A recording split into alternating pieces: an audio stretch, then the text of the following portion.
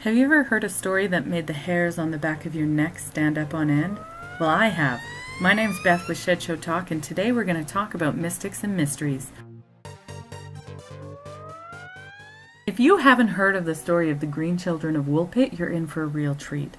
Woolpit is an area East England, which was once known as East Anglia, and this story comes out of the 12th century.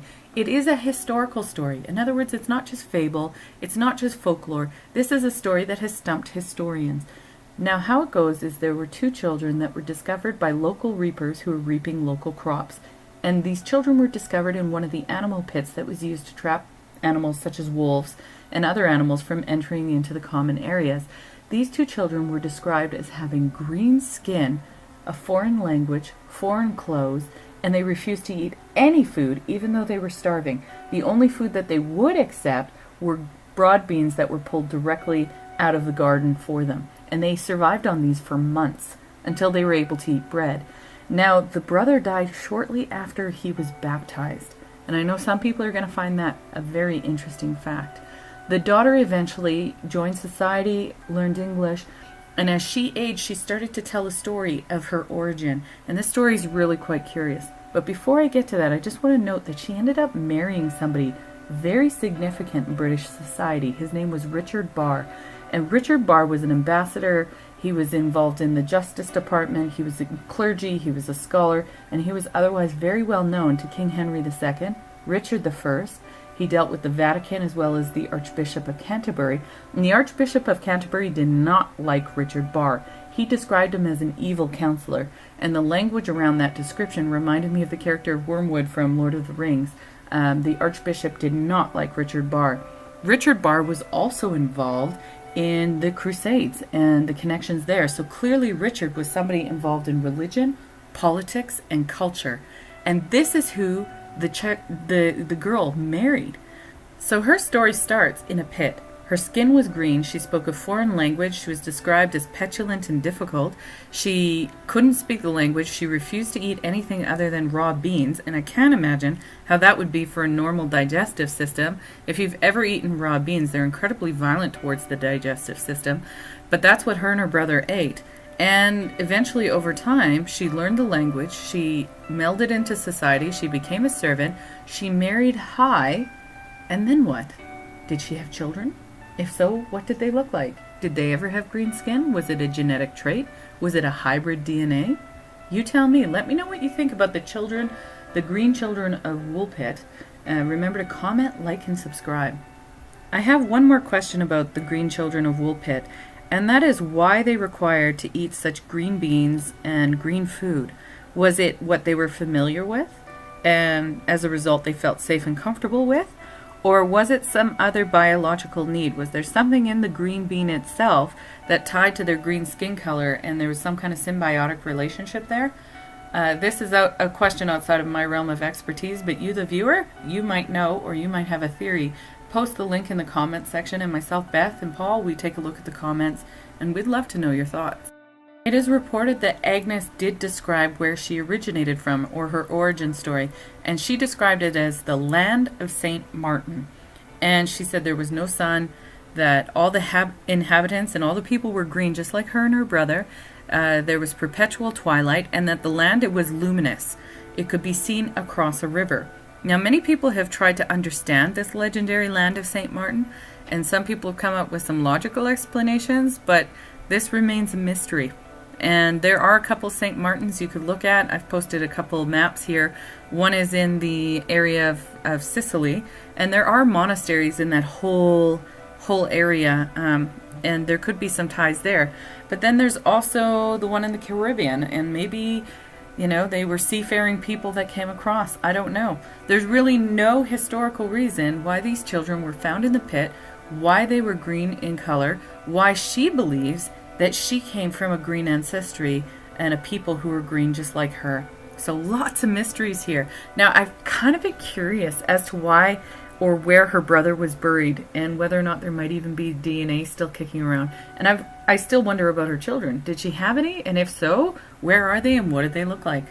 The story of the green children of Woolpit has honestly made the hairs on the back of my neck stand up, and it sent me down the rabbit hole. And once I go down the rabbit hole, I'm contacting our subscribers, I'm asking for their insights and information. And you know what? No one has additional information yet. I'm going to reach out to you guys, our viewers and our subscribers, to help us dig around and see if you can find any more to explain the origin story of these two children who had green skin. Were they orphans who were malnutritioned? Were they aliens? Were they hybrid DNA? Were they some kind of subterranean people? There are simply more questions than answers when it comes to the green children of Woolpit. Next up, I'm going to post some video from various experts in the field of hybrid and alien DNA.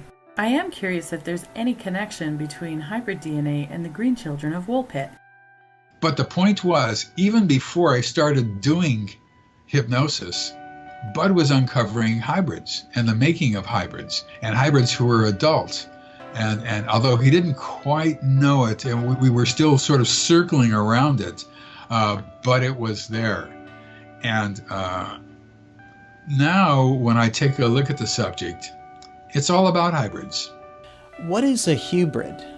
Well, hubrid is just a combination of human and hybrid, and I use the word hubrid to differentiate from all the other hybrids who are not moving in, essentially. Now, having said that, that's not exactly correct. Because there is some security hybrids will actually move into an apartment so they can be close to the abductee who's taking care of a hubrid. However, security hybrids are not human. I mean, they're human, but they have a one-track mind only, and that is security. That's all they think about. That's it. Period. In other words, their brain does not function in a normal way that ours does. Whereas with hybrids, they do. Their brain functions normally like ours does, except that they have some abnormal things which enhances their brains. I admit that's a lot of information to take in, the difference between humans, hybrids, and hubrids. I can't help but wonder how that could potentially tie to the mystery we just discussed, which are the green children of Woolpit. Is it possible that there was genetic modification that could allow for some of the things that Agnes described in particular, meaning that she believes she was subterranean at one point, that they ate broad beans only for several months, and that the green color of their skin changed as they adapted to life on the surface? If that's the case, there's definitely an interesting discussion to be had. And if the Dark Journalist or Dr. Jacobs ever watches this video, and I hope you do, please let me know if you have any hypotheses about how the green children of Woolpit ended up getting their green skin.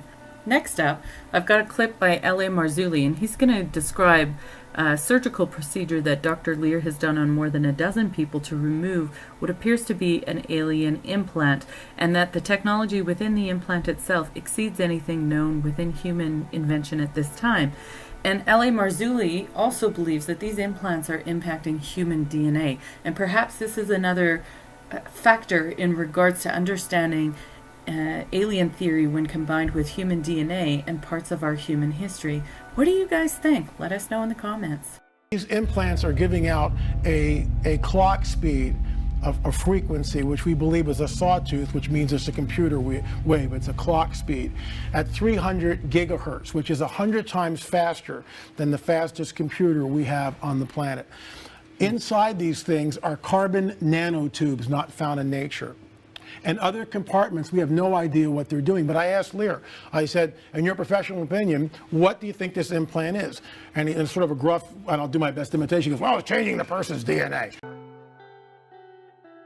If what L.A. Marzulli is saying is correct, and Dr. Lear, what he found surgically is correct, then this would be substantial and substantive proof that alien life exists, and it is intelligent, and that it is involved, perhaps in a nefarious way, in human development and evolution. If you go back to our ShShT Talk playlist, you'll actually notice I did a video called Artificial Intelligence, and one of the things that was discussed there is whether or not there's an engineering plan to change human consciousness, and if that combines some kind of hybrid of AI, which is technology, and human genetic modification. So obviously this is another layer to that discussion. If someone's really willing to look at the evidence and realize that the combination of artificial intelligence and genetic modification towards our food supply, our animal population, and ultimately towards humans, then you can start to see that there's a concerted effort to change the way we exist on this planet. And that could be for our betterment, but it might be for our absolute detriment. And it comes down to who or what is the source of these changes. In the artificial intelligence video, I suggested 3 options. 1 is it's human invested, 2 it's corporate invested, or 3 it's foreign invested, meaning it's coming from a source outside of our realm of humanity. It could be deity, it could be alien. I left that up to you to decide. Next up, listen to what David Icke has to say about what happens as a result of genetic modifications to our food supply.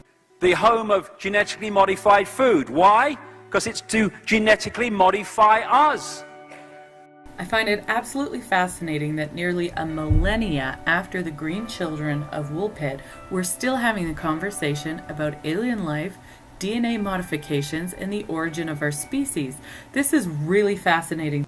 I'm Beth with ShShT, and this is a wrap for Mystics and Mysteries today. I look forward to reading your comments and seeing you next time. Remember, if you feel the hairs on the back of your neck stand up, it's time to record your story and send it to ShShT.